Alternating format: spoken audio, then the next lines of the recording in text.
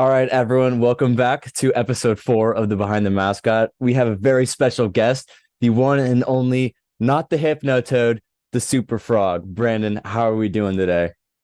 I'm doing excellent, man. Thank you so much for having me. I'm excited. Dude, thanks so much for coming on this show. I have been for some context, growing up, my dad had a TCU shirt on because he loved the Horned Frogs, right?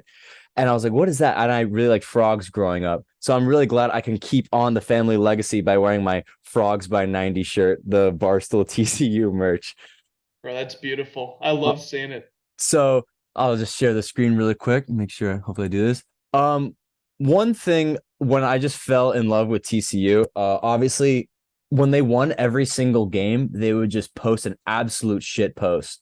So like Iowa State, you are not getting out of this like free. Michigan, like the whole corn maze thing was absolutely hilarious. But that's just like a fun shit post. I didn't realize I saw this video come up and I saw it, and I've never gotten more excited for a football game, and I've never even been to Dallas. I've never been to Fort Worth, and it's this one right here. I hope you can hear the audio.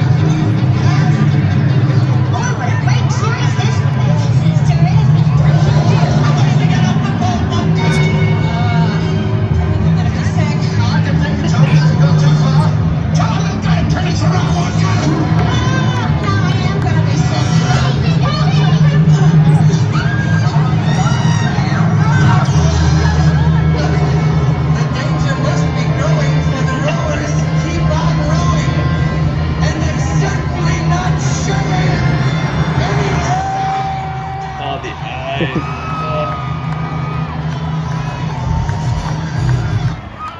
The Hypnotoad.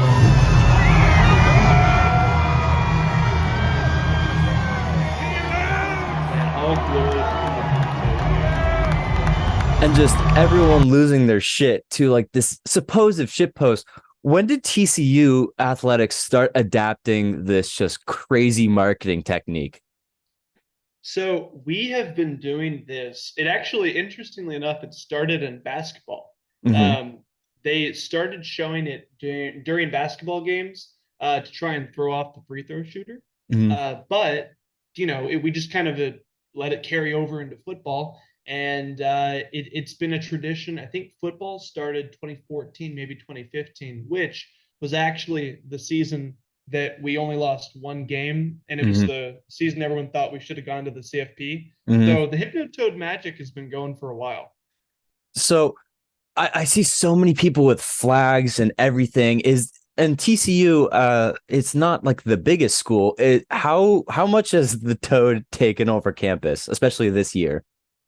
It has been a craze. So I think probably everybody has seen the original Hypnotoad hoodie, the one Hmm. that Sonny Dykes was wearing. And that hoodie that's a whole little piece of this year as well, because that hoodie is technically not allowed to exist. That is a copyrighted image, and we, like, I guess Nike print, like, somebody printed it, and the entire football team has them. And within a week, we got a cease and desist from Fox and from Disney, so they weren't allowed to like put that out there anymore. So everybody on campus, like the following week, all of a sudden, all these bootleg hoodies started showing up. So Everybody it's kind of like started this. wearing them. It's like this frog with like a TCU like right on its like chin right over there. It's like similar to that. It's pretty close to that. Yeah, it was like I think it was a red outline of the frog, and then Hmm. like in purple it said like the Hypnotoad or something like Hmm. that. So also the red, I've seen in the alternate uniforms. For people that don't know, I know you and I both know why does the why do the alternatives, the TCU uniforms use red? Well, it all traces back to this cool little fact about horned frogs. Horned frogs, when cornered, shoot blood out of their eyes.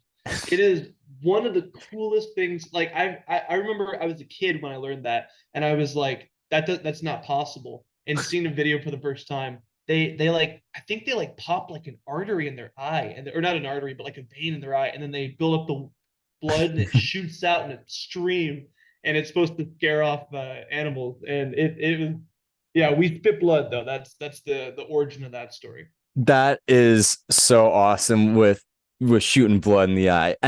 But as Superfrog, um, the character of Superfrog, it's kind of it must be hard sometimes to separate him from the Hypnotoad. Sometimes it might be hard. Like I was talking to Chip the Buffalo. It says sometimes it might be hard to differentiate between him and Ralphie or Hookem and Bevo. Do people know? Do students know you as Superfrog and not the Hypnotoad because the Hypnotoad is more recent? Fortunately, yeah. So like we haven't really had that mix up yet. To be honest, the one that I get the most is people saying, "Oh, it's the horned frog." That's really what people say the most to me. Mm-hmm. But no, people are really big fans of Super Frog on campus. Mm-hmm. He's he is a beloved icon around TCU athletics especially. And I think it helps that the Hypnotoad and Super Frog look so they don't look alike, and Mm-hmm. I feel like that helps students not really like mix up the two. But there was Max Duggan, our starting quarterback, went on a podcast recently, and he talked about how in his mind the Hypnotoad and Superfrog are like cousins, and they go to barbecues together and stuff like that. But they're relatives, but like not direct relatives, and that's my favorite explanation. I like Hypnotoad as like the weird uncle who's like Yeah. so another thing right here I have to ask you how's my form with this? How is this? How's my form?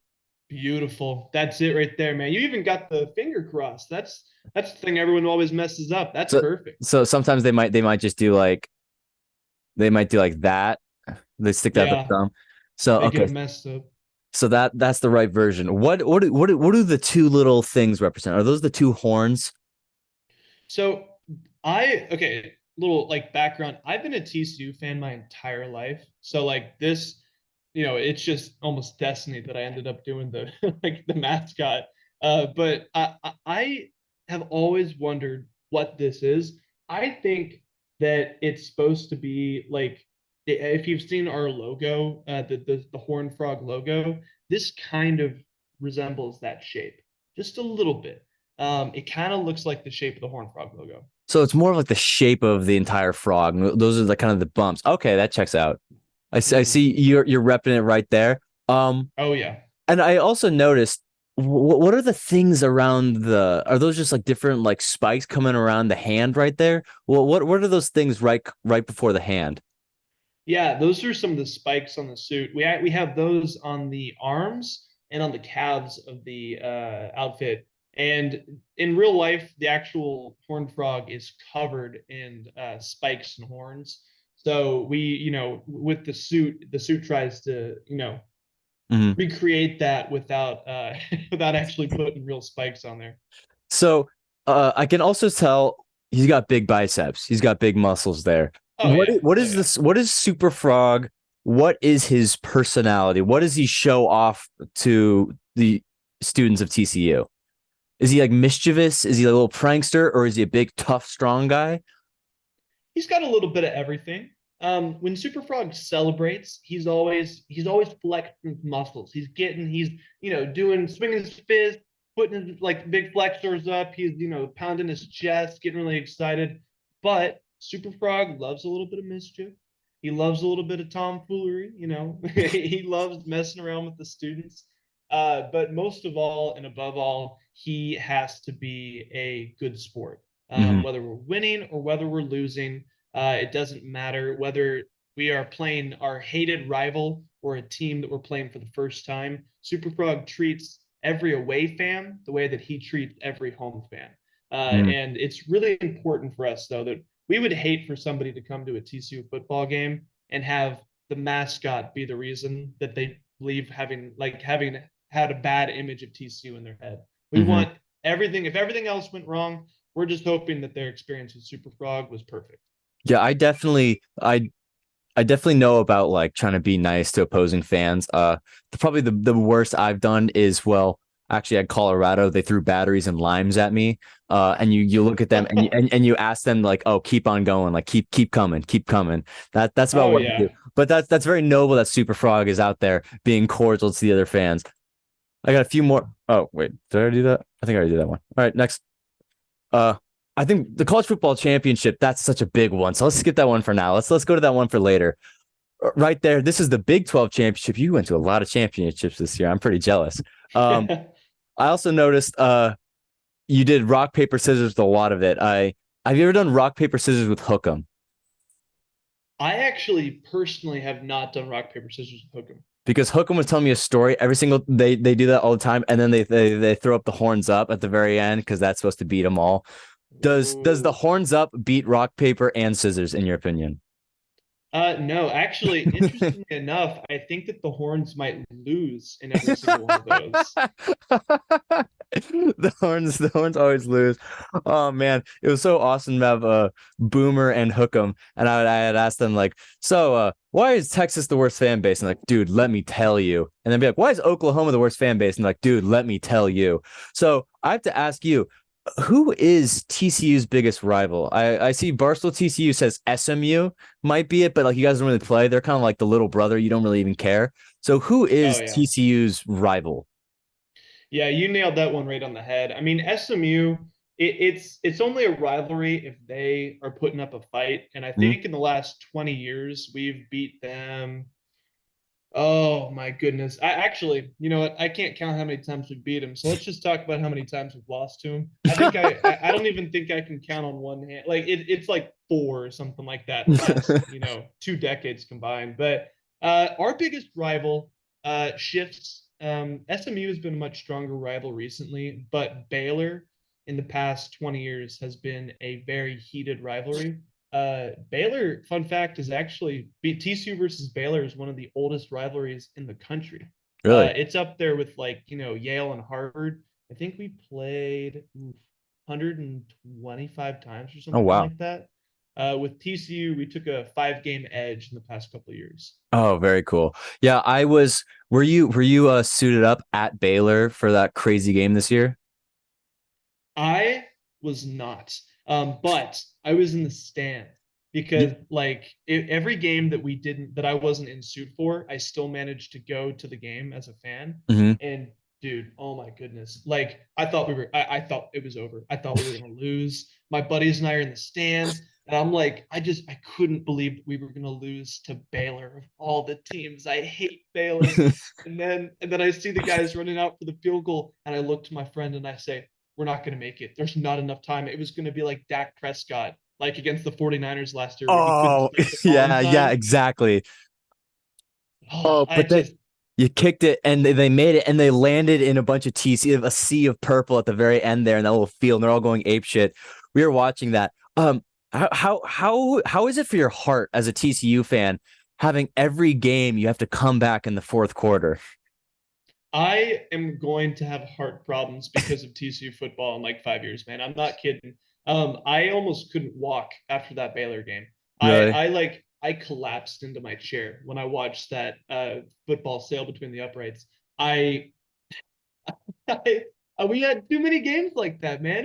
It was the Oklahoma State game, the Baylor game, like the West Virginia game was even too close for my liking. Just so many close games, but man, they know how to give us a show, and I just no matter what, whoever we're playing, TCU football is going to give you a good time. Excellent. You'll love to hear that. So here's the K-State mascot right here. Obviously a little interesting looking. What is the K-State mascot like? What was that guy like in the Cowboy Stadium?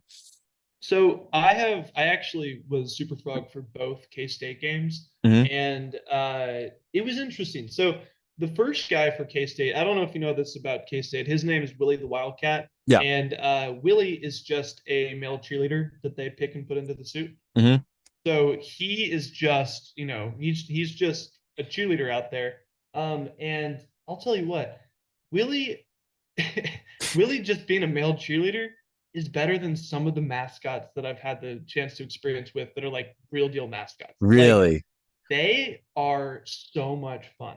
The guy who I remember the name. Well, I won't give any names for the Mm. guys, but the guy who came to TCU, super cool guy. He was a lot of fun to interact with. We loved playing rock paper scissors. But this guy at the Big 12 championship game, man, I love this dude. He and I had so much fun. Like the entire time was picking on me, and I'm a big guy. I am 6'3", This guy was taller than me. He was so tall. Oh man, I love that. Yeah, my president of my fraternity is from Kansas. He's a huge K-State fan. So he teaches me about some Big 12 traditions like Druid Sandstorm and chanting fuck KU. Uh he's like the every single the almost the only Oklahoma games because they would like win every game. We'd always watch the Kansas State Oklahoma game because for some reason K-State had Oklahoma's number. But yeah, that's so dude, the Willie the Wildcat, that guy's so bizarre. I love it. I love it though. And once again, rock, paper, scissors. This is from that Willy Wonka, the TCU, Texas Tech Red Raiders, baby. So what's the story behind this one? Well, it's kind of interesting. TCU and Texas Tech are that's probably our second, one of our like, I wouldn't say second. It's a top rivalry for us. We really have a heated rivalry with Tech. And interestingly enough, Raider Red is my favorite mascot to interact with. Nice. In my time at TCU, I have traveled to Texas Tech. We've for football, we played Texas Tech in basketball at the Big 12 tournament, and Texas Tech has come to play us in this. And the performer who was in the costume was the same time every single time. So they and I are like we actually share the same birthday. Like we love chatting and like it's so much fun to see how they're doing. And I love interacting with Raider Red. Raider Red, such a professional program, such a professional mascot. I like that they taught us how to host other mascots. They set the standard in the Big 12, in my opinion. I really enjoy Raider Red. Dude, that's fucking awesome. For us, my personal favorite, I mean, in terms of the Pac-12, so a fun thing about the Pac-12 is you have the Big 12 championship game. Do they normally send all the mascots to that? Or like a basketball tournament? Do they send all the mascots? They send two of us, yeah. Oh, do you mean for every school? Yeah. Yeah. Every school's mascot goes. So they send every school's mascot. They send it the week before finals week, and they decide the best place to send like 20 college students is Las Vegas for 4 nights, and they pay for everything. So we have gotten so closely bonded with all of those guys just in the streets of Vegas. You spend 9 hours filming a commercial. You're exhausted. You're drenched. But then once the Oregon State mascots start texting Washington State being like, dude, we're hitting the strip tonight. Then we go out in a giant amorphous blob, and it's like they're all mascots. So like if you see a guy if you see a guy just like street performing like the cha-cha slide, then everyone just stops and starts doing the cha-cha slide. So like the mascot family is always just like so united and so cool. So I'm glad that the Big 12 also just shares that. That's so sick. There we got the alternative uniforms, the smoke grenade. How is it when you run out with the smoke grenade? Like, because I've done that before. I run across the length of the field. I get exhausted. Then I can't breathe because the smoke is getting in the suit. Do you have that same thing, or am I just like out of shape? No, man, you're hitting that right on the head. The run out is one of the biggest honors that we have as Superfrog. It's truly like again, to me as a lifelong TCU fan, it's one of the greatest experiences I've ever had. To run out of the tunnel with the football team like close behind me and having 47,000 people that all share the same passion for TCU football getting to like cheer us on. It's a great experience. And then when we get out to the middle, we run to the 50 and then we lead the Go Frogs chant, which is like another huge tradition at our school. But yeah, that actually the smoke grenade, the biggest thing for me is when you pull that, it gets super heated because we actually only wear football gloves, if you can see there. We don't have like a padded hand, and we have to be super careful because we've actually ruined a head with that smoke grenade. Last year was the first year they introduced it for us, and one of our guys was waving his hands up, and he hit the back of the head, and he burned a hole straight through the back of it. Oh shit! With the smoke grenade. Yeah. Oh, that's nuts. I'm trying to think like how we haven't damaged a suit yet, which is kind of crazy because like we have like a chainsaw that we like run. It doesn't have a blade on it. So that's what we start at the 50 because like we have to run out with this heavy ass chainsaw. So we can't do like we can't outrun the full team. Otherwise, they have to wait 10 years for us to run the length of the field. And like so you got the smoke grenade, And now we have this like gas powered chainsaw, like a literal chainsaw. So it's like it just smells of gas and like smoke. And then literally every single time you run that, then we have to go back to like we have like an open little locker room right next to the field. So we have to go there and just like take a breather. So it's exhausting. Another one right here. I love the all hail TCU. Oh man, there's just I'm loving that. I'm loving this guy right here. So what is that flag? What does that flag say? Hail the frog? What does that say? That says "Fear the Frog." Fear the Mm, Frog is one of our mantras at TCU. That's one of our like slogans that we have. But so I don't know if you see the guy who I'm blocking, unfortunately, with the flag. mm, They had the pinstripes on. yeah. So those guys are called the Dutchmen at TCU, and they are the student section leaders. Mm, It's actually kind of sweet. They have like they're school sponsored. They have a rig that connects to speakers that are like in the student section, so mm. they can like they have a microphone and they like tell the student section what cheers to do. Oh, So okay. it's like super organized up there. But that's actually his flag. And we were before the game, and at that point they started to like play. It wasn't swag surf, but it was something like that. So I just hopped up there. He handed me the flag, and I just started going back and forth and like waving it back, like up and down. We have a Mm. video of all the students behind us. They all start catching on. They're all going back and forth. It like Superfrog, like he sets the standard, or like he sets the vibe in the student section. So if he's bopping, dude, everyone else is absolutely bopping. I've seen interviews with Max Duggan being like, "Yeah, we're not like a big school, but if you like look at like how full that stadium is every time and like how many students like fill up the student section, how like what percent of the student body, like a rough estimate, goes to these football games?" So, well, TCU only has, I think our numbers are 12,000 now for Hmm. students. So that's not a big school at all. I mean, Hmm. well, we went to the UT game and they were Oh telling God, us got like what 50,000 students there. massive, yeah. Like it's insane. They have so many people, and we only have 12,000 students. So our student section I think only holds about 7,000 people, Hmm. and we were able to fill that every single game this year, which is more than 50% of our students, which is insane. Like that we can boast that we actually have that good of an attendance. That turnout is absolutely massive, dude. That is so sick. I need to go to a TCU game. Actually, my the Kansas State roommate, he spent more games at TCU than at Oregon State because like he'd always be in like he like works in Texas, but like he's remote, so he goes around. So he's at that K State game, and he's at the TCU Oklahoma State game because his sister goes to TCU. So he just That's sent the me. one in this picture. Oh yeah, so he's definitely here. He sent me Snapchats of him just like blacked out of being like the frogs are coming back. I'm like, dude, fuck yeah, I love to see it. We got basketball right here, the classic old Horn Frogs. So Mhm. what we've been talking about TCU football. Don't get me wrong, we're not going to stop talking about TCU football, but TCU basketball. To be fair, I had Arizona in my bracket last year, but that was one of the most intense games I've ever seen. It was just like overtime, overtime. What's the atmosphere like for TCU basketball? TCU basketball is electric, man. So, okay, hot take, but as cool as TCU football is, TCU basketball student section goes nuts.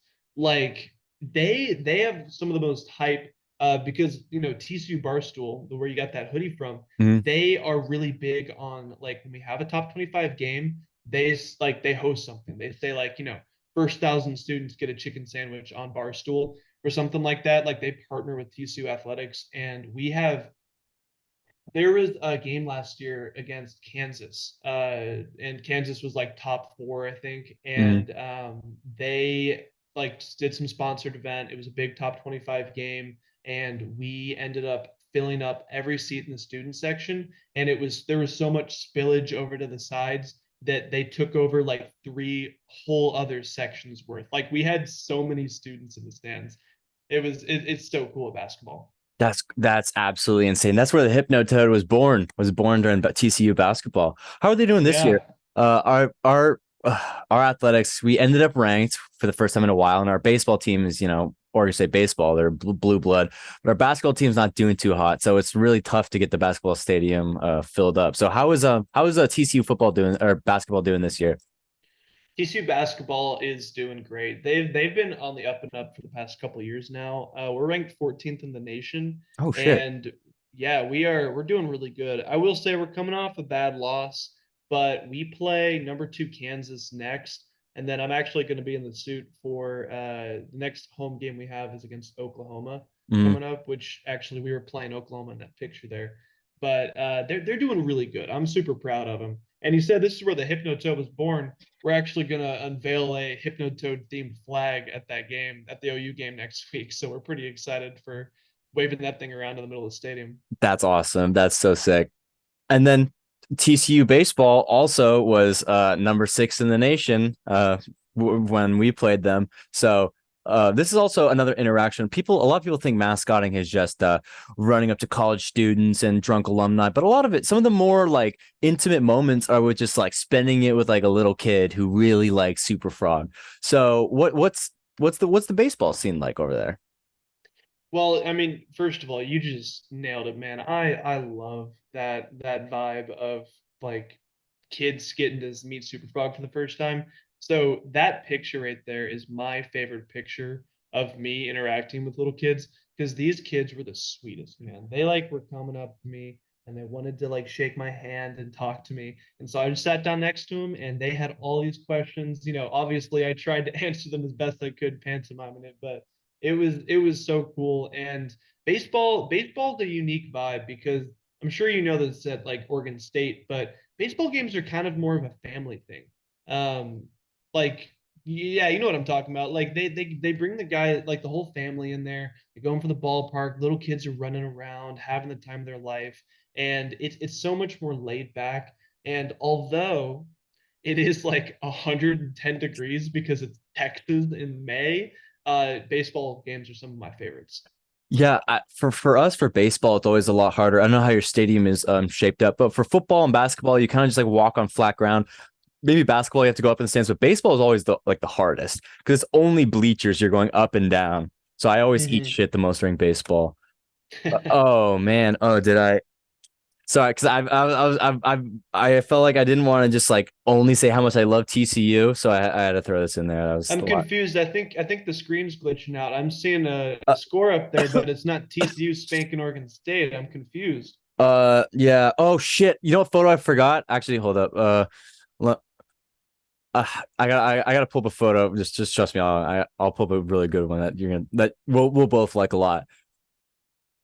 I Um, bet we will. Let's Oh, this dude was sweet. This was after the KU game, they put us up on their shoulders after we stormed the court. That was so sick. are you getting wait? So did they storm the court for this? After we beat Kansas, yeah, we stormed the court. Oh, that's awesome. I love the hype of seeing March Madness. So Kansas basketball. Now that's another crazy one. What's it like playing Kansas? For us, it's kind of like Oregon and USC are like the big games. If we beat them, it's like good. And if we've beaten UCLA at home, normally when they're like pretty bad, like Arizona, when we play them at home and we've beaten them like once or twice. So so what's it like having Kansas as a rival always coming into town? Like for like a basketball school. Kansas, man, it's the blue blood. I'm from Oklahoma, so actually, Bill Self, the Kansas head coach, he is a alumni from my high school.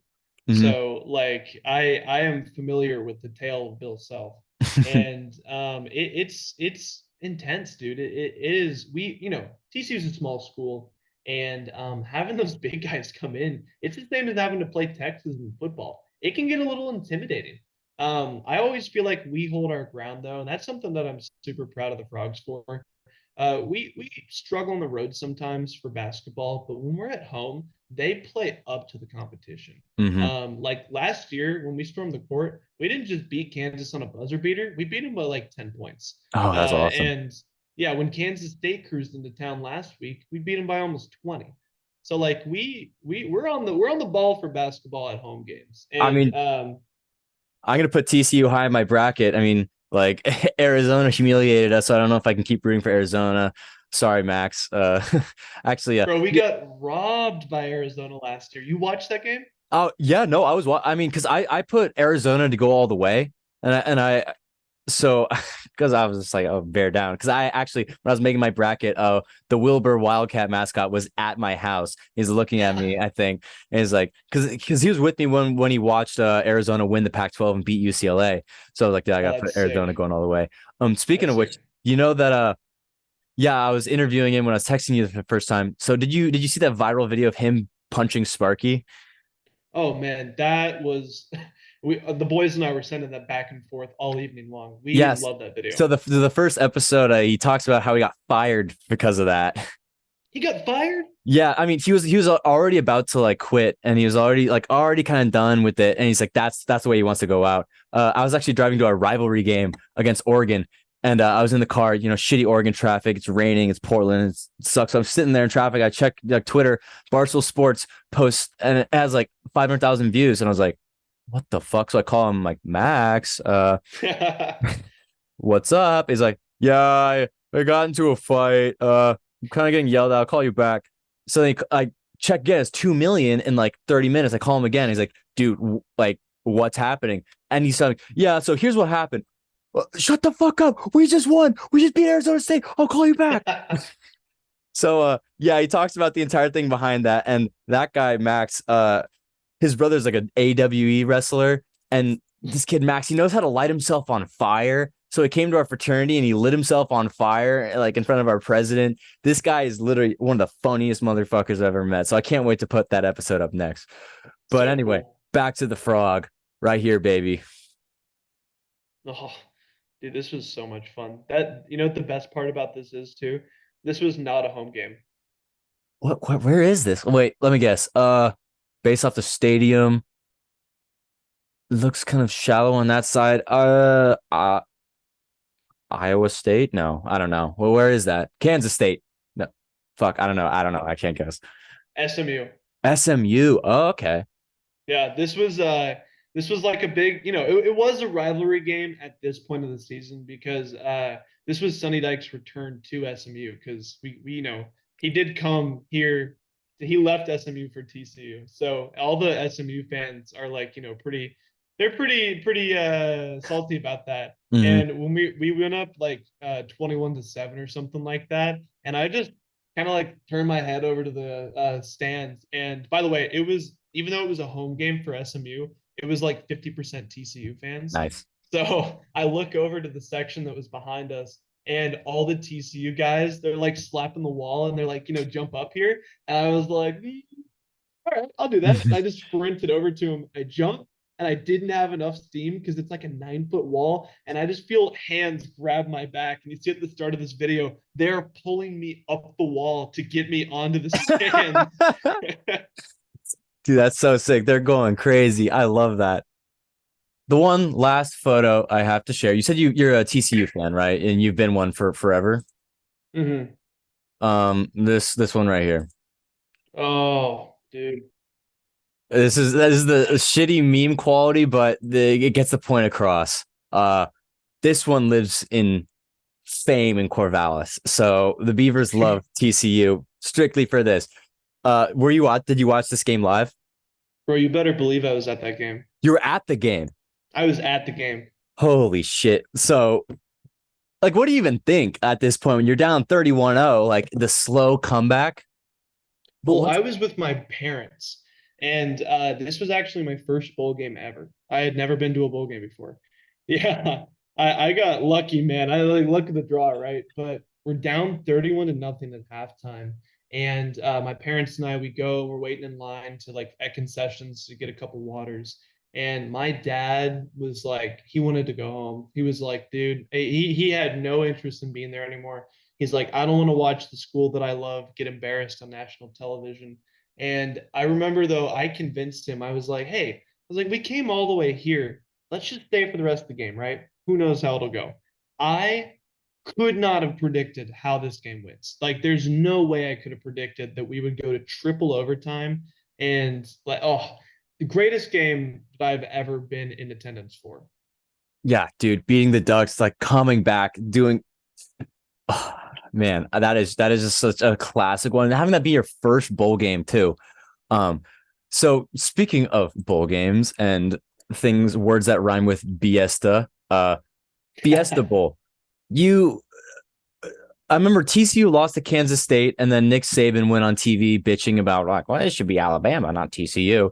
Um, Once you finally heard that TCU is going to the college football playoffs, what was the process? Did you get a text, a call, being like, "All right, you're coming with us to the Fiesta Bowl"? How like from the flight out? How did that start? Like, what's the process of the college football championships? Well, I mean, first of all, I was in suit at the Big 12 championship game, and that meant I got to watch us unfortunately get our first loss of the season. And like, I am a committed fan, and for me, watching us lose was really heartbreaking. It's like you got to stay pepped up, in the suit and whatnot.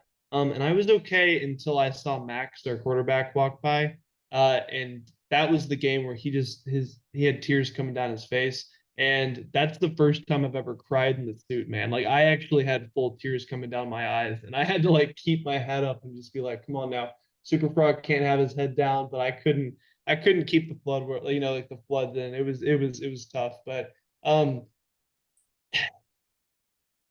I guess it was a surprise, but it was like it was deserved, but it was a surprise nonetheless to know that we were getting to go to the Fiesta Bowl. Because again, I've been a fan for so long. We got gypped in that 2014 season, and it felt like redemption. It felt like it was our time to come back. And the cool thing about bowl games and the cool thing about away football games that are not a drive distance away is that Superfrog gets to fly charter.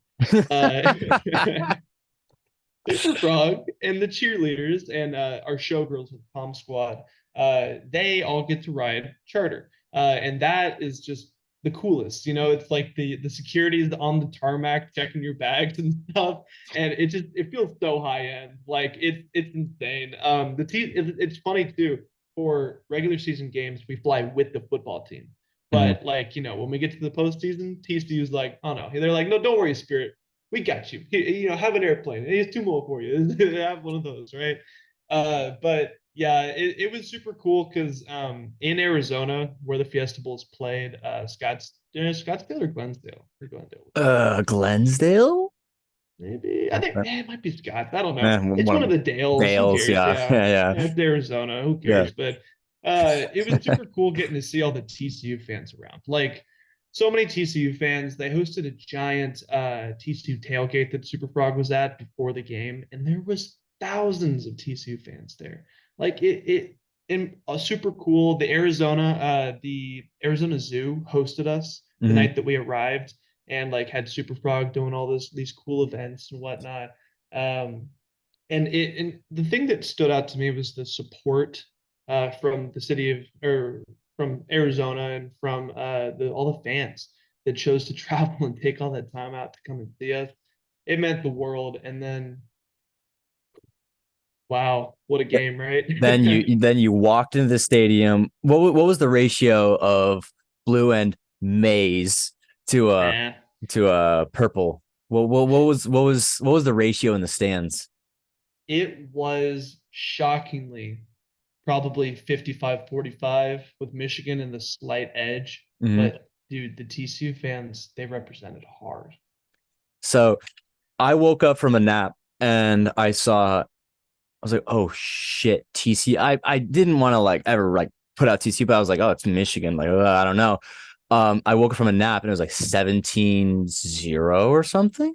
And Pretty close, yeah. I was like, oh my God. I just instantly turned on the game. And what a fucking game. What's going through your mind when you're on the field watching the Horned Frogs battle it out against the Michigan Wolverines? It's indescribable, man. Because, like I said, I've only ever been to a couple TCU bowl games before, and to witness like that is probably in TCU athletic history one of the greatest moments. Like it ranks up there to top five, and it's to watch our guys represent like that and to realize that we're here, man. It's like we're here. TCU football is here. TCU is here, and we're ready to show the world who we are. It was exciting because I had like the thought on the way home. It's like there's going to be people in like New York and people in Oregon and people in Montana that they're going to tune in a week for the national championship, and they're going to be like, "Who is this little school from Fort Worth?" And we get to show them. It's so cool. And I just love the TCU was in the Mountain West. TCU got disrespected for the rankings. And like, would it happen again?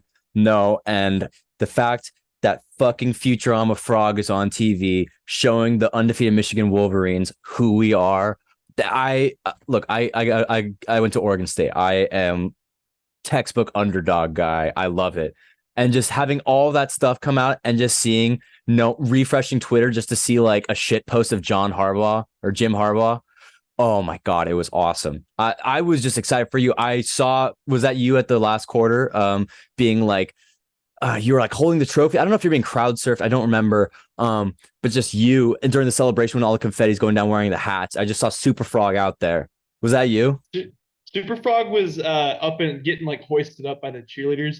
No, that was not me. That was our senior Aiden. Okay. Aiden, he's and bleep out his name. I think he's fine with. He's going to be graduated in a couple months. Okay. But this guy has had to experience 4 years as Superfrog of not getting to ever go to a bowl game. And when we qualified for a bowl game, he laid down on the ground and was almost in tears. Like he couldn't believe that he finally got to go to a bowl game. And it like, when it came down to who got to be in the second half, it had to be him because if there was a chance we could be playing out in confetti, we wanted it to be him. Dude, that's so noble. Like going to those bowl games is always such a special thing. I got one my senior year. Oregon State finally got a bowl game after God knows how long. Yes, it was the Jimmy Kimmel LA Bowl, but it was in SoFi Stadium, and we were the first Oh, college team ever in SoFi. So getting to walk around that maze just with like that giant bag of your mascot stuff, looking around, it's a surreal experience, and like everyone kind of knows, like oh, the cheerleaders there they're doing that, but like you kind of are like have unrestricted, not you have restricted access, but you kind of get to wander around and like just watch the game. And the fans are super high up too, I'm guessing, for the Cardinal Stadium. So yeah, you don't really have to like go up as much. You can just kind of walk around and take it in. it was it. I mean, yeah, you said it yourself. It's like it's so cool to just like see the scope of the stadium. Interestingly enough, Cardinal Stadium didn't feel as big as Jerry World did, AT&T Stadium, and Mm-hmm. it didn't feel as big as SoFi. Even though I know that like numbers wise it was the same, but like yeah, just getting to walk around and the scope, it makes you feel so small, but also like there's that little kid in me that can't like I can't believe I'm on an NFL stadium's field. It's like I can't believe that during a game I'm on the field. I'm down there, like messing around. And it actually though at one point I think it was the our guy in the second half. He was able to hop up in the TCU student section though at the Nice. Cardinal Stadium because like the wall wasn't that big, and like you said, it's we asked for forgiveness, not permission, and he just hopped up there. He was like banging his chest. That one got on national television, I remember, and I was like, "That's sick, man." There are two types of mascots. The ones that ask for permission and forgiveness. We are definitely a forgiveness one. We are forgiveness to the core. It has to be, man. I was It just has to. I was just You miss whenever out on so many opportunities if you don't like just seize the moment when it's there. it seems like TCU very much is one of those schools that like, yeah, the last game sucked. It didn't go the way we wanted to go. Like, obviously, yeah, we're upset because who wouldn't be? But like, we're just happy to fucking be there. Like, we're just happy that we are one of these schools that got to be there, get nationally recognized, help recruiting. It'll help so many things. That's the vibe I'm getting. Oh yeah. I mean, you got to look at it again, and like the teams that were in the college football playoff were Georgia, Michigan, Ohio State, and TCU. Like it sometimes it doesn't even feel like we belong in that conversation, but we showed we belonged, right? It's like it wasn't an accident that we made our way to the national championship. Not at And all. I it really bums me out because I feel like we were not prepared for that game. Mm-hmm. I don't know if you saw, but our offensive coordinator got hired away by Clemson. Mm-hmm. And there's a lot of talk that he may have been in talk with Clemson before the national championship. And Mm-hmm. so he might not have been like focused on the game, Yeah. which sucked. Like that's so hard to hear. But at the end of the day, it's really frustrating because Georgia's just good. Georgia seems like they might not be the next Alabama in these upcoming years. Kirby Smart has only I think he's only missed a bowl game once in his entire career. So I it's hard to fault the Frogs for losing to a juggernaut like that. But I mean, man, that's another thing. It's like you beat Michigan. That's like one of the biggest ones. Like you win some, you lose some. Thus is the game of life, you know. mhm. So another thing, TCU. I've talked to Texas and Oklahoma both moving to the SEC. TCU staying with the Big 12. What is that? What are your thoughts on the remaining Big 12 and the new members of the Big 12? Well, I'm super excited because we get two-time national champ UC Bearcat coming down for, he's going to be joining the Big 12. And I'm so pumped to get to interact with him, dude. Like, I love watching all the UC Bearcat content. Hmm. I'm bummed that I'm only going to have 1 year with him since I'll be a senior next year. But, like, I'm super jazzed about it. And I think that they did a great job selecting new teams. I think it's funny that OU and Texas think that they have a chance in the SEC. Because I don't know, we've had a couple teams leave the Big 12 over the years. We've had Sorry about that. Nebraska, Colorado, Utah. A&M, and no, Utah? Utah No. was Mountain Mountain West. West. You're right. You're right. Yeah. But A&M and Mizzou, and I don't know if you pay attention super much too much to those teams, but they kind of suck. And just the thought I had here, I don't know, when you're Texas and you can't beat the University of Kansas, what makes you think you're going to do well when you have to play Alabama, LSU, Ole Miss, and Georgia in back-to-back weekends, right? It's like you're you're not going to win any games, and they're going to be like, they're not going to qualify for a bowl game for the next 5 years and be scratching their heads like, what happened? Why are you not good anymore? Well, Oh because you don't get cupcakes. yeah, dude. I'm kind of. I mean, Daniel, the guy I'm doing this with. He's USC, and man, Mm-hmm. I USC and UCLA leaving. There's right the talks right then and there. I think the pack is looking more stable now that we're doing better in football and all that. Beavers did well, thank God. But there's talks about like putting us in the Mountain West, and I have no hatred towards the Mountain West, but I would much rather go keep playing Washington, like even Cal, Stanford, Arizona State, Boulder, compared to like New Mexico and like Air Force and other schools like that. So Well, I've heard some talks that the Big 12 might be trying to merge with the Pac-12. I would love that, honestly. Just it might be a little harder for travel. I understand that. I still like traveling kind of like West Coast. But I just think playing other teams would just be a fun experience like that. I know Pac-12 has always had their weird political reasons why they don't expand the Big 12, but I mean, honestly, at this point, it might just be like required. So they're Yeah, thinking they about want to taking, survive. yeah. So, uh, God, the conference realignment. Thanks Texas for starting all of this.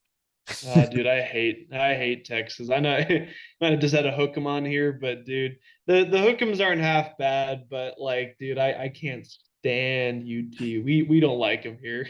So, so what as a super frog, I don't want to say super frog because he has no opinion. Super frog's a gentleman, but as a super frog mascot, who are your what are your tiers for the Big 12 fan bases and like in rankings?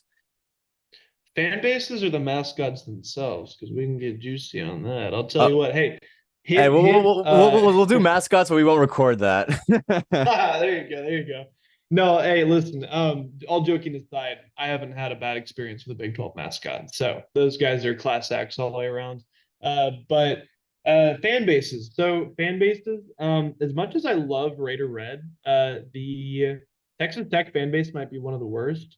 Because the Texas Tech fan base is the only game I've ever been choked out during. uh, sorry. We're gonna rewind a little bit. We're gonna pause. Superfrog got choked out at a Texas Tech game. Superfrog got choked out at a Texas Tech game. Let me lay this out for you here. So actually, at first, it was really funny. They have a tradition in Tech. No. Hold on. I gotta build Okay. it. Build it up.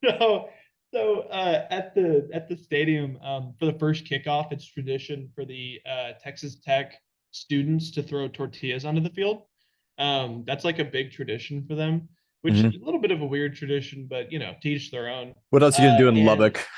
I know, right? It's a desert out there, dude. When we were driving into the stadium, it was like, I'm not kidding, it was like cotton field, cotton field, cotton field. Oh, look, there's their stadium. It just like popped up out of the woodworks. But they started throwing the tortillas at me though.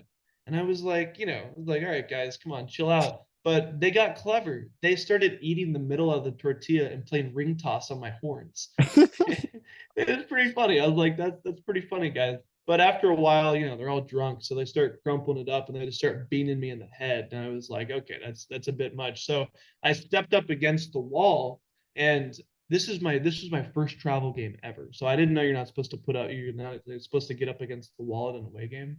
And I step up against the wall and I feel a hand right here, and I feel a hand on the top of my head, and they tried to de-head me. And instead it caught the strap and it started to choke me as they lifted me off the ground. Dude, so terrifying because I was literally being hung by a Texas Tech fan. And then like all the security came sprinting over and they're like, pushing the guys off of them. They're saying like, "Are you okay? Are you okay?" I was fine, but man, that is the only time I've ever been attacked. That and I know you had oh my goodness, Chip on.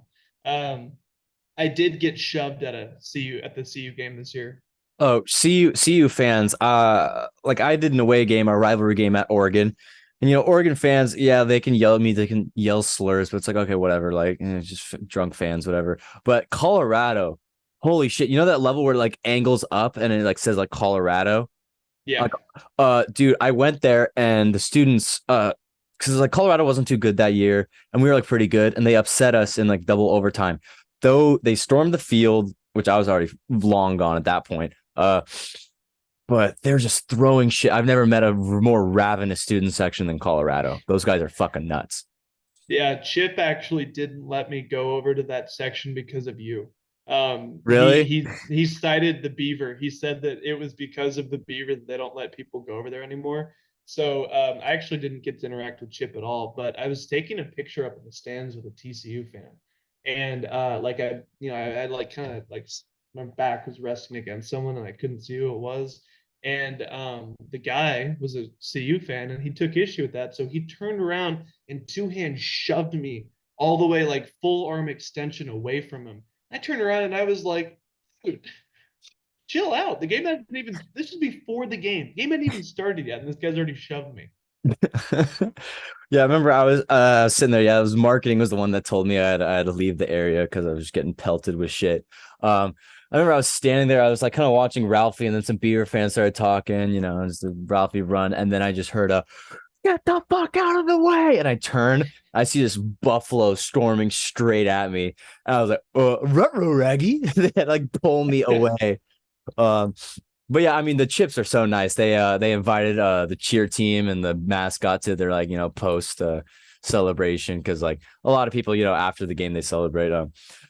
What sort of a hospitality do you have for other mascots that come to a Fort Worth? Do they usually spend the night like in Dallas, or do they like kind of go home that night? We have a hotel. Actually, I'm actually staying in the hotel right now because my TCU apartment flooded, dude. The pipes froze because we got down to single digits. Flooded. I'm in the TCU hotel right now. So I'm in the hotel where they host the cheer team. Oh, when they come in, it's the TCU Hyatt. And it's really close to campus. It's like, it's literally like a 5 minute walk and they hop on their buses and they come on down. But like, that type of stuff's all taken care of. But when they get to the stadium, I generally go out and meet the mascot at the bus. And like I reach out on Instagram the week before and I communicate with them. I say, what type of bits do you want to do? Do you guys want any props? Like, do you guys, do you have a favorite type of Gatorade that I can stock the fridge for with you? And they let me know all that stuff. I get the number of the guy who's coming, and then I go and meet them at the bus. I walk them up to the stadium. I take them to our changing area, and from there, I give them a little tour. I give them a pre-game tour of the stadium to show them where they need to go, where the good break spots are, and where they will be performing. Okay, yeah. We do the same thing. It's like the same whole routine. There's not really like a hotel in Corval, so sometimes they'll stay in huge, the dirty huge where University of Oregon is. Sometimes they'll be in Portland, but recently what we started to do is if because they fly in and they like the Friday night for like a Saturday game. Sometimes what we'll do is we'll drive, we'll pick them up, we'll bring them back to Corvallis so they can have a night with us and just hang out. It's really social. We did that with the Butches, and it's so like we drove down, we picked them up, and then we dropped them off at like 3 in the morning. uh, so we really like to. It's a very cordial thing. It's like the least we can do is like just show you around. It's like a college town, not much to do besides just like go check out the bar scene and just fuck around a little bit. Oh So yeah. that's what we always like to do is show a little bit of hospitality. But some do arrive the day of. So are TCU fans at all like scary to other to like the other visiting mascots, you think? We actually make sure that they don't. So we have a very strict like no. Our fans they're not bad fans. They don't like throw stuff really. They don't. There's been this year, unfortunately, there's been a couple bad like eggs that have been like throwing full beer cans and stuff like Ugh. that. So it's just those It guys are happens. few and far between though. It's And when you have like that's just 47,000 people, there's going to be definitely a few. We had a yeah. Harry the Husky come on, and so I was walking with him. And what we were going to do is we were both going to like throw up the Oregon O and like break it on our knees and like dap each other Mhm. up. So we went to the student section. They're all booing. And we had like, so at first we had like dog treats. We were like kind of like showing like Harry, like, oh, here's some dog treats. In the student section, we're asking for them. They started eating the dog treats. Hmm. The like the students were like 4 or 5 of them started eating them, and they like let's bite them. And then like once we broke the O, we like hugged each other, and people were just booing, throwing dog treats at Harry. And I was like, don't do that, man. Yeah, we to get to where the opposing mascot is, we have to take them through the it's behind the opposing team's bench and past our student section. Same. And that's just not a good like it is a tough way to get them over there. But fortunately, our students they're too focused on the game and when we're walking them over, Superfrog's with them normally. Like we like to walk with them. Or we send our handlers with them because like if people start harassing we just kind of like Superfrog just goes like that. He's like guys stop and they Hmm. cut it out. They're surprisingly respectful and That's good. yeah, I think it's because we've been reinforcing that all season long. Yeah, no, that's honestly the way you want to do it. So I'm trying to think. Students love Superfrog. How anonymous is Superfrog? Do people know it? Like, what's the level of secrecy for Superfrog on campus? Completely. I have one friend that knows, and that's because they were my roommate freshman year. Wow. So kind of hard to like, it's kind of hard to keep that a secret from your roommate. But I yeah, I on campus, nobody knows. It's a group of about like 6 of us is about as big as it gets because we don't really push more than that. That's about all we ever need. But the and anonymity is that how you say that? Yeah, Anonymity? anonymity. Yeah, something like that. Anonymity, something like I know that. what you Yeah. mean. I know what you mean. Yeah, they don't let us like tell people because as soon as people know who you are, it takes away from the character. Hmm. It's like last year we had a guy who went and told everybody who he was, Hmm. and then every single game it wasn't, "Hey, Superfrog, can we get a picture?" Everyone wanted to know, "Hey, are you this guy? Are you this guy? Are you this guy?" Just takes away from the character, and it's uh, it at TCU since we don't do like the disclosure stuff at other schools, if they don't really care about it, we don't really care. It's just that TCU they want it to be more about the character, and I personally like that a lot. Hmm. However, all of my friends at home know it's me. Yeah. For us, it was it's definitely we are probably sometimes I get jealous because other schools get to do the UCA. They get to be in the Rocket Mortgage commercials. They get to be all these things. And while we're definitely leaning more towards that, I think more people. I mean, granted, in the grand scheme of things, the entire campus, like no one really knows, but a lot of us are in Greek life. And at that point, if you need to like leave the head in the house or leave the suit in the house, because like you're traveling the next morning at 3 a.m., people find out. And then all Greek life knows who kind of like which houses are it. So it's a little harder to do that for that. And plus, we just all just hang out. But also the pro for that is since we're all in like the same Greek row where we were all in the same Greek row, we're a great big happy family. And Friday night, Saturday nights, we're like, all right, Benny's assemble. So Oh yeah. how is it in terms of like the TCU Horn Frog, Super Frog mascots, like in terms of a friend group? Are you guys more like just like acquaintances that do work, or are you just like super close friends? How does that work out? We are super close friends.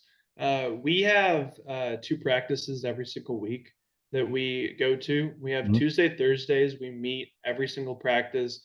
We meet on the indoor football field, Mhm. so we actually like get to do some practice stuff. We practice running the flag, general workout stuff. We practice character things, and that's huge for us. But it just allows us to get to know each other. And before every single practice, we have a team dinner, and we go to the athlete dining hall, or we go to like just the regular dining hall, and we just enjoy an hour of getting to chat about how our weeks have been. And next year, it's actually we got a house. So it's going to be a Super Frog house next year with three of us, just like all Super Frogs in there. So, dude, we're gonna like host so many events at our house, and we're just gonna put all of our memorabilia from Super Frog up in there. It's gonna be sick. Dude, I gotta travel to the Super Frog house. I'll send you a text. I'll send you a text this coming season. That would be so awesome to go to the Super Frog house.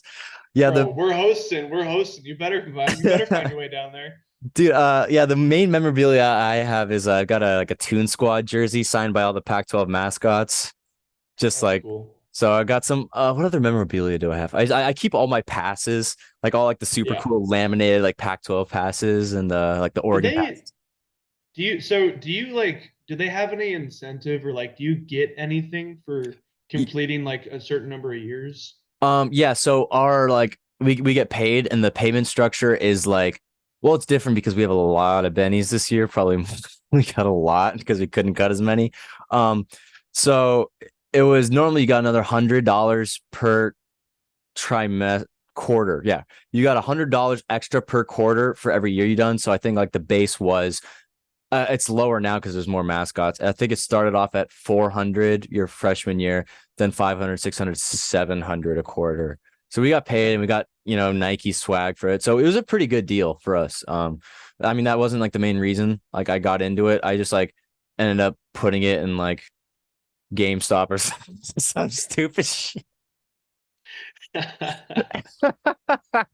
Or like so yeah, money might have flown out, but uh yeah, it's been a pretty good gig. Do you guys get paid or do you guys just get like swag from it? I mean, travel is like all you really need and the experience is all you really need, but do you guys get anything from that?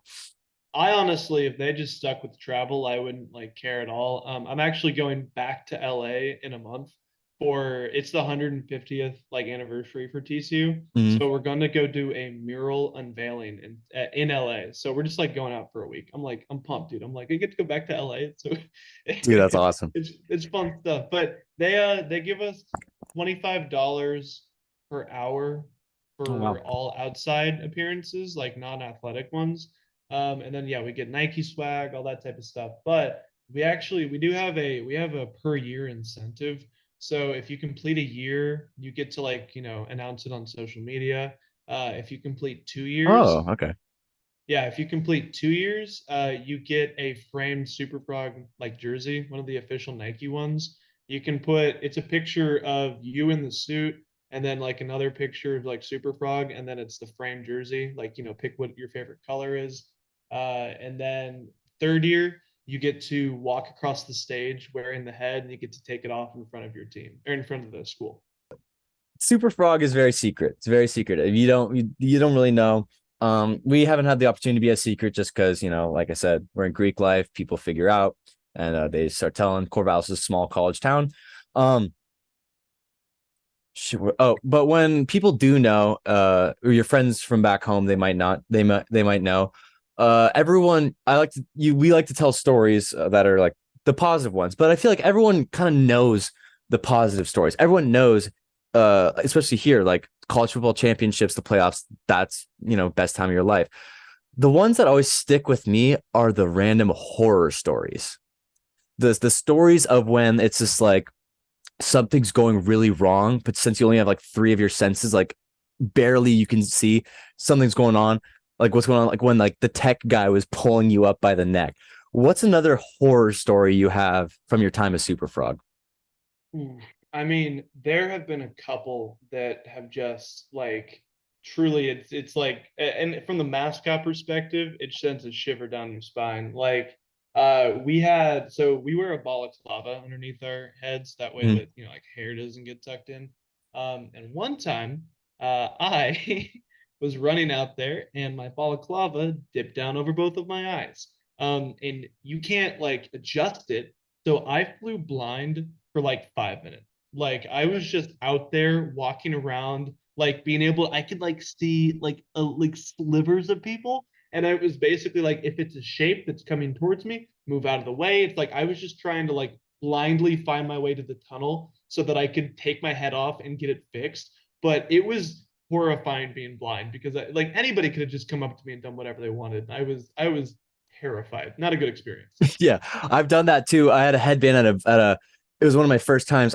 My dumbass thought to put a headband on, and of course, just went, whoop, it covered Yeah. the eyes. So I like grabbed my hand. I was like, all right, hold on to me. So I was like holding onto his back, just like walking through our stadium. Like, what is he doing? Like, uh, Dude, well, so one of our biggest game though, last year we had a top 25 matchup. Well, it wasn't we weren't top 25 yet, but OU was top 25 in basketball, mhm, and huge game, nationally televised. Like it was really exciting. And at one point during the game, I jump up in the air and I land down on the ground, and the entire head goes to the side. And I was like, I thought someone grabbed it. I was like, I rotated it back and then it rotated back again and I was like what is going on. I was so annoyed and I go into the changing room and I take out the head and there's these styrofoam struts that connect to the helmet that like mhm, connects to the head. One of them snapped clean in half, and it was so when you put the head on, it only had support on this side, so it swung back like that. It didn't have the weight on it, and I didn't have another head. Like it is mid game. We have 4 minutes left in the game. TCU was barely winning, and it's national television, and I had to get back out there like ASAP.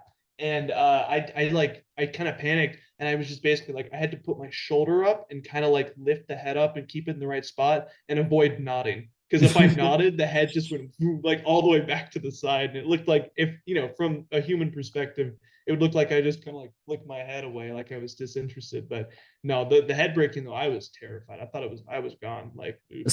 So what's the visibility for Superfrog? Let me share the screen really quick just so we can get a nice little reference.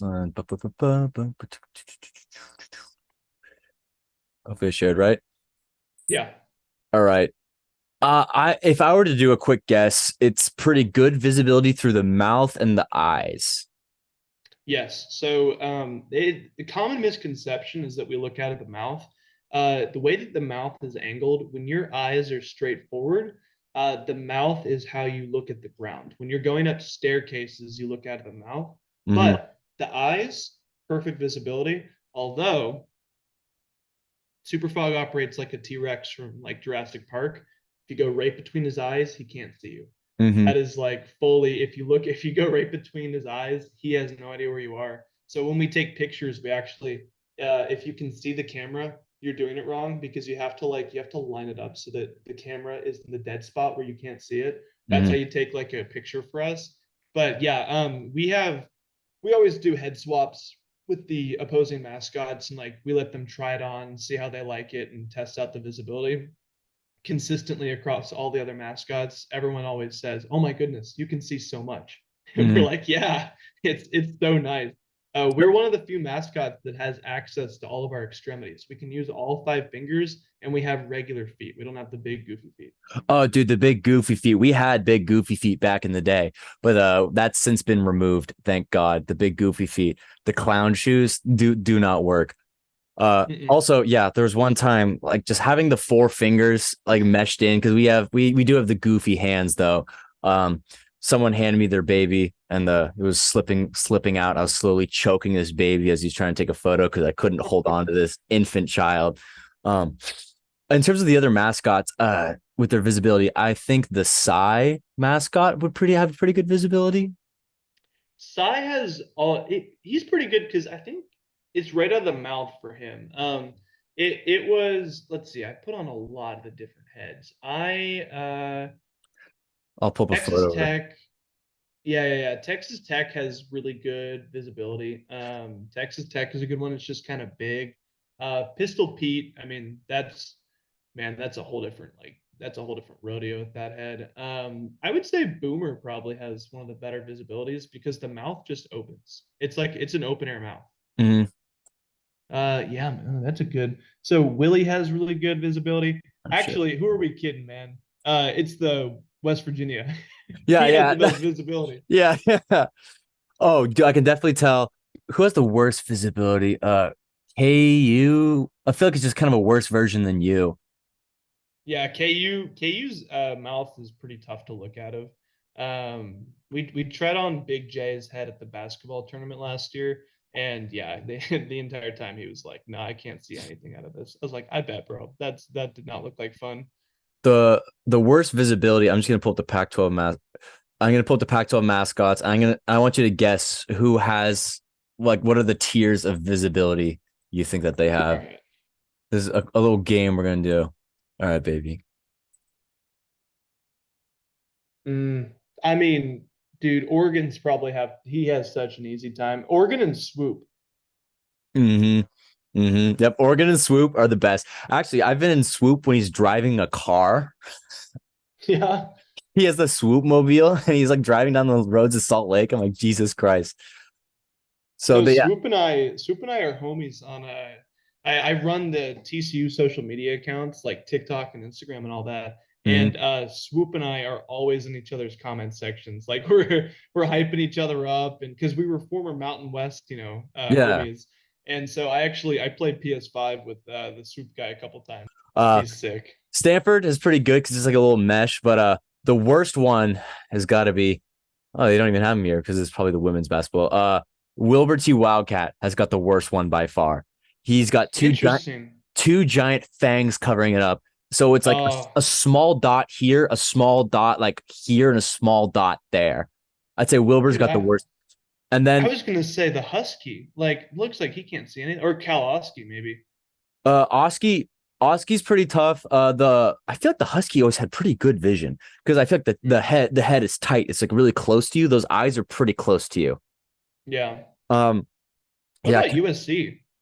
Tommy's got pretty okay vision. He sees through the mouth. Okay. Da- Daniel could probably even tell you more about that. Yeah, Tommy's got pretty good visibility with that. I say bottom is Wilbur, then Joe, and then we just have us and Joe, like whoever made the costumes are like identical. It's like the same exact costume. Because he's just got a Hmm. smaller nose, we just got the bigger nose. So, but ours is like kind of far away, which makes it a pain in the ass. Is Hmm. the Super Frog head looks pretty big. So how is it on the inside? Is it like hollow on the inside, or is it like a small little thing you just put your head into? It's mostly hollowed out on the inside. It's not heavy in the slightest. Like, which that's a bonus for us because if it was heavy, it would be a hassle to wear that thing. But it's a hockey helmet inside there that they Oh, have okay. styrofoam struts put on. So the entire head's made out of styrofoam, which is another reason we have to stay out of the water. We don't mess with water at all. I've seen a couple of videos of Goldie getting in the pool, and I'm Mhm. like, man, if we got in the pool, our head would be in Just start trouble. melting. Do Yeah. parts of like the head ever just like chip off? Surprisingly, no. So the material on the outside of the head is super durable. Like it is, it's some good stuff. Our heads they last a long time. Honestly, the only thing that like for me matters the most is the weathering that you can see is I feel like the detailing because it's like there's some airbrush detailing on there kind of Hmm. wears off because it's in the sun a lot. Hmm. And then though the eyes, so the eyes are made out of like almost a fish tank filter material so that Yep. you can see through them.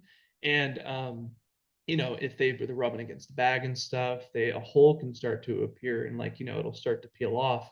And just gluing it back into place does not work. So we've actually started messing around with the new system. We cut out like a square around the hole, and Hmm. then we've been surgically putting a new one from the old head on there, and that's been working though. It's been keeping the heads in really good condition. Super Frog eye surgery. Yeah, we're giving them LASIK. Super Frog gets fucking LASIK. Oh, dude, this fucking the frogs in the eyes, man. I always love that. So now this is kind of, not really on the down low because this is just an experiment for right now, but it's something that we're messing around with. Our equipment guy, he's not our equipment guy, but he works with us because he does every sport except football and baseball. Mhm. And he's the coolest guy ever. We love him. But we had a head that was starting to go downhill and it didn't look very good. So we popped a couple of the eyes out and we popped the mouth out. And what we're going to try and do is we're going to paint it psychedelic and paint the eyes like the Hypnotoad eyes. And we're going to make a Hypnotoad head. Oh, dude, a Hypnotoad head. You heard it here Yeah. first, baby. The Hypnotoad head potentially coming. We'll see how that goes. That would look We're awesome. gonna we're gonna see if we can't next season when they do the video have Superfrog like run out of the tunnel wearing the Hypnotoad head. Dude, like the state I students would be falling out of the student section. Like I'm not kidding. They would go insane. That is actually so sick. I cannot wait for that. You can see that on ESPN, like a highlight immediately. The Hypnotoad Super Frog. Absolutely. That's so sick. Yeah. So in terms of all this, what do you think Super Frog and the TCU it's interesting because I've interviewed bigger schools so far, and Oregon State's not like the biggest school, but it's still like a big public university. What does Super Frog mean to the what do the frogs mean to TCU? What does athletics and these interactions mean to a smaller school like TCU? Well, it's kind of weird because I have a bit of a skewed perspective because for a while, Superfrog did a lot of stuff on campus, but COVID put a Oh grinding yeah. halt to all the work that we were doing. And so once that came back out of it, we're kind of having to restart on all the events that Superfrog goes to. But he does like a ton of events, and we have like a sign up system that it's kind of cool. To sign up for Superfrog, it's a website that one of our former guys did as his senior design project in one of his classes. And so he made like the website that we use to sign up for everything. Makes things so much better because like it's so organized. He's graduated. His name is Duncan. Duncan's our dad, dude. He comes in for every single tryout, and he still knows he got it good. Insider scoop. So the Michael Jackson dance that went Mhm. viral this year, we brought him back to do that Really? because because That he was in did the the Michael promo I Jackson. had. The Yeah, it's such a good dance though, and he did it a couple of years ago, so we still had it memorized. And we were like, "Bro, can you do it again?" He was like, you better believe I can do it again." He's like, "Of course." my boy Duncan coming back representing for the Michael Jackson dance. That's so sick. Hmm. So yeah, COVID definitely puts a halt into everything. I was with Harry and Chip when Chip just was on his phone. He's like, dude, the NBA just got canceled. We were watching the Pac-12 basketball championships because that was March of 2020, like right when everything hit. And we're watching Wazoo play like Colorado, and we're just sitting there like, oh yeah, it was a fun basketball game. We're looking on our phone, just like, oh shit. So Hmm. getting kind of that definitely did put a hold. You were Super Frog beforehand, and you were Super Frog after, right? I was actually not. So I started the year after COVID, I think. Mm-hmm. So I most of the stuff I know about Superfrog, like the program, comes from Duncan because he's been super cool. He loves sharing all these details with us, and he it's cool because he's pretty transparent. So something seems a little off, he's always like, "Hey man, this is how it should be. This is how it shouldn't." And we've been pushing for a while. We'd love him to be like our official mascot coach because like the school pays him to come in and coach some practices for us. So we're like, hey, why not just make him full time? We'll take him. Yeah, you said you do mascot training. I know the Chips do that, and the Bennies used to do that. They do bleachers across the entire basketball stadium at Friday at 6 in the morning. But since COVID and I became the main guy, I was like, fuck no, I'm not doing that. So what sort of practice stuff do you have to do to get in suit? Do you have like a certain walk or a certain approach that has to be unanimous between all the mascots? We do. We have a very specific walk. The way that it's described to us is King Cusco from Mm. Emperor's New Groove mixed with Cam Newton. That's like kind of the personality that we have. So it's like, you got that like swag that like you better believe I'm that guy, but a little more humility than that. We do have some humility.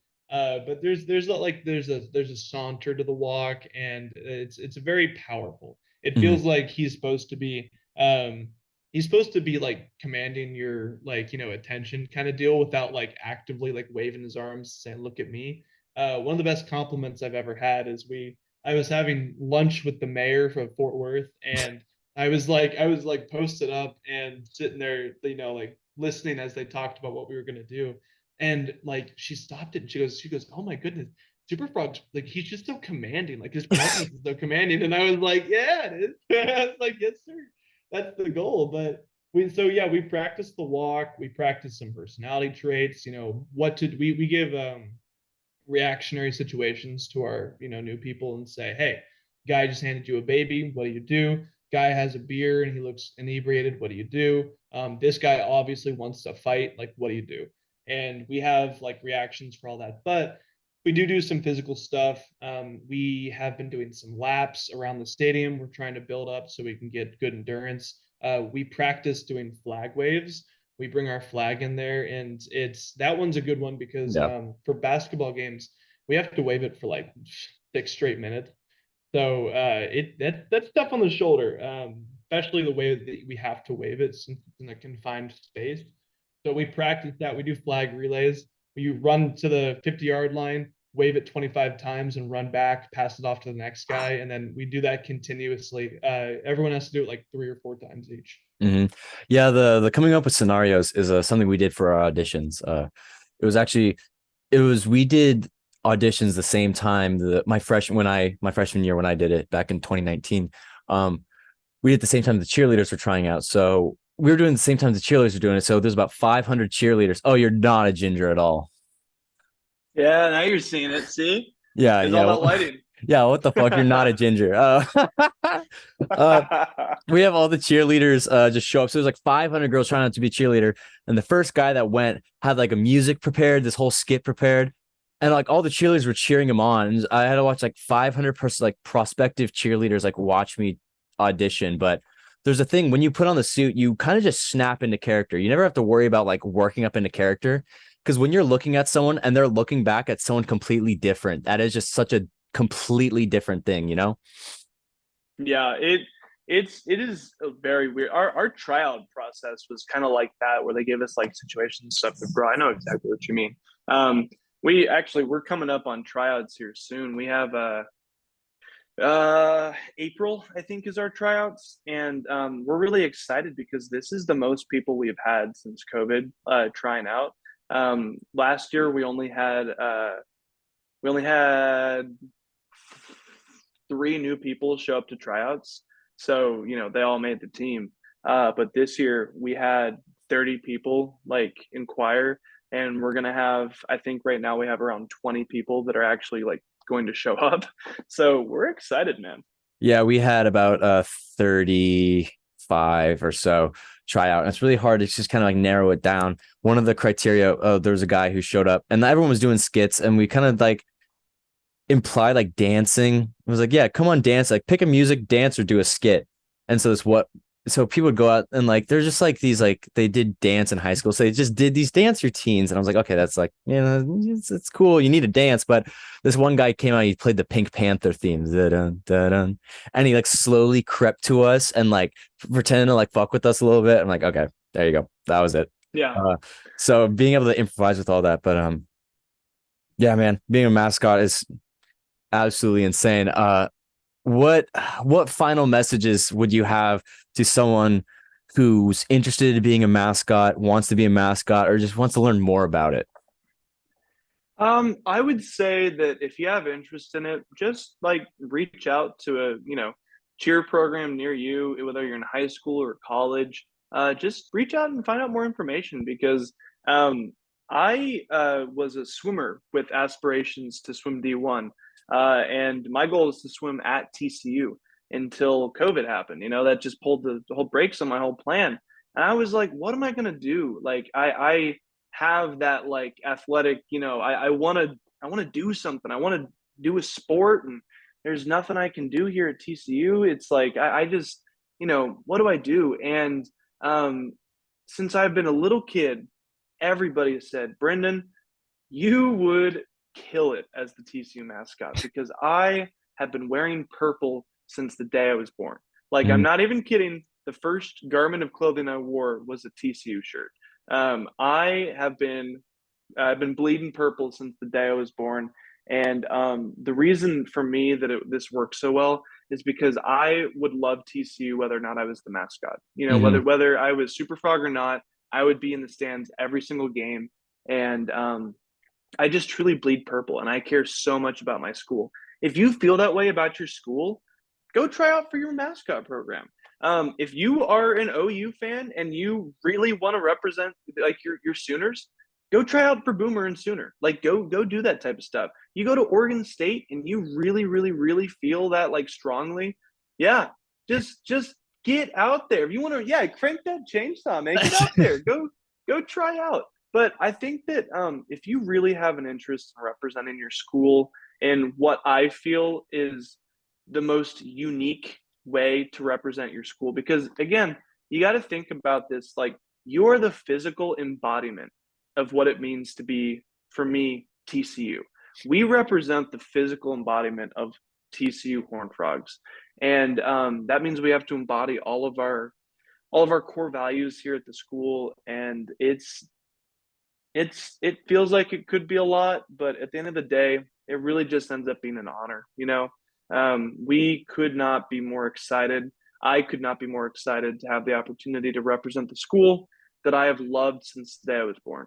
I am TCU through and through, and if you have interest in mascotting, go for it. Only Yeah, thing you'll regret is not trying. I mean, you said it perfectly. Like it's that's the thing. It's like some people might think it's like, oh, well, you need to have a spirit or you need to have so and so background. But a lot of like mascots just like, oh, I'm an engineering major, or I'm a finance major. Or, oh, it's yeah, it's a job. You have to work and you have to put in the effort, but it's not like a professional thing. It's you're still in college. You're still just trying to figure out everything. It's cool to have that secret and tell these stories. That's kind of why me and Daniel wanted to, start all this. And I've said this at the end of every episode.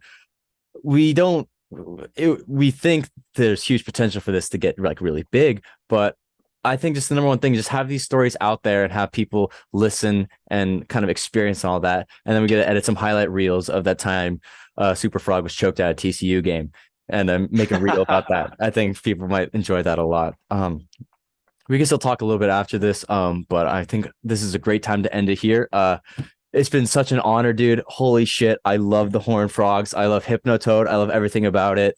Um, I won't spoil the Barstool TCU. We won't tell them about the upcoming new potential head. We'll let that be a secret unless I edit that into a reel and then he stumbles upon it. But we'll play it by ear. Thank you so much for coming on, Brendan. It's been such an honor, and I think I've filmed these out of order, so I think next episode is going to be Derek from Colorado, baby, the Buffs. We had a great time actually just before this. We recorded that, so thank you so much for coming on. And this has been Behind the Mascot, Anders Rosenquist. I never know how to end these fucking episodes, so I'm just gonna click end, stop recording.